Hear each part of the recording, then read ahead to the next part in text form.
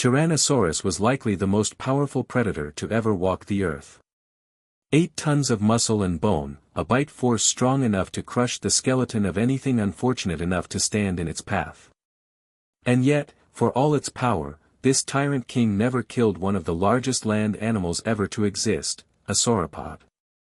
To understand why, we travel back further than the age of the tyrant king, more than 80 million years, to a North America ruled by giants with necks that stretched toward the clouds. Diplodocus drags its whip-like tail through the ferns, grazing at knee height. Brachiosaurus lifts its head 14 meters into the canopy.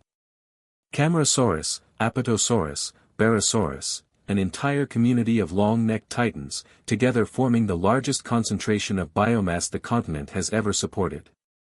Herds numbering dozens move across the floodplain, the ground trembling faintly under their combined weight. Predators like Allosaurus and Torvosaurus stalk the herds, formidable hunters dwarfed by the scale of their prey, forced to target the young, the sick, or the isolated rather than a healthy adult in its prime. This is a world built around the sauropod.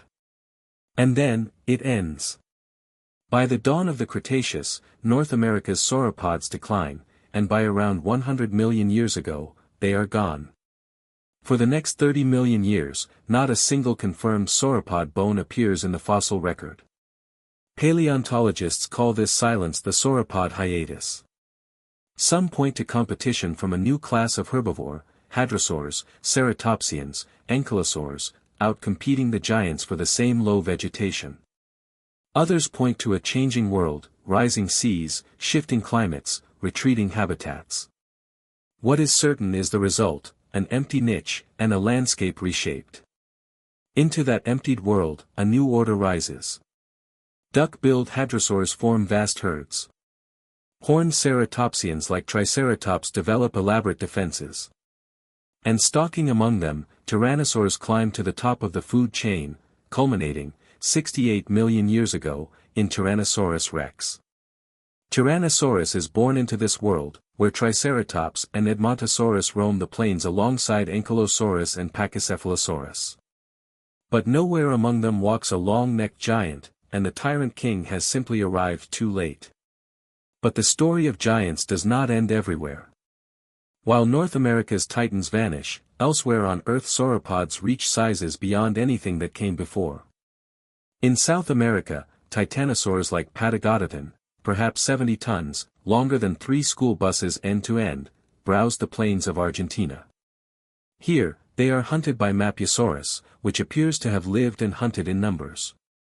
A single Mapusaurus could never bring down such an animal alone, but a coordinated group, striking from multiple sides at once, could wear down even a fully grown titan through sheer accumulated damage.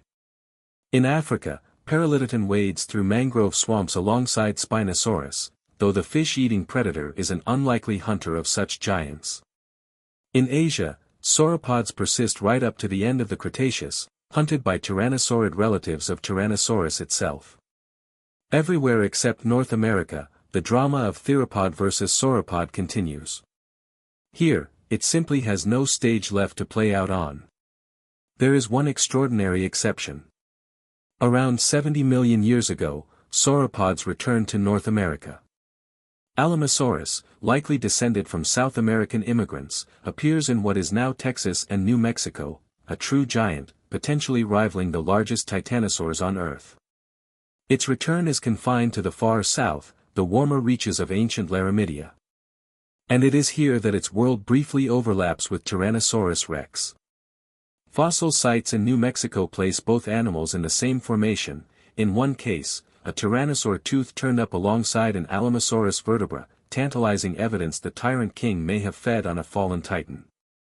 But feeding on the dead is not the same as bringing down the living. Despite the overlap, there is no direct evidence, no bite marks on fresh bone, that Tyrannosaurus ever killed an Alamosaurus. So the question remains, not with a dramatic kill, but with a quiet irony. Tyrannosaurus rex, the most powerful predator the world has ever produced, came of age in the one corner of the planet where its ancient rivals, the giants that had shaped predator evolution for 100 million years, had already left the stage. Somewhere in Patagonia, in that same age, a Mapusaurus pack may have brought down an animal many times its own size. Tyrannosaurus rex never had that chance. The tyrant king ruled absolutely. But the true giants of the earth had already moved on.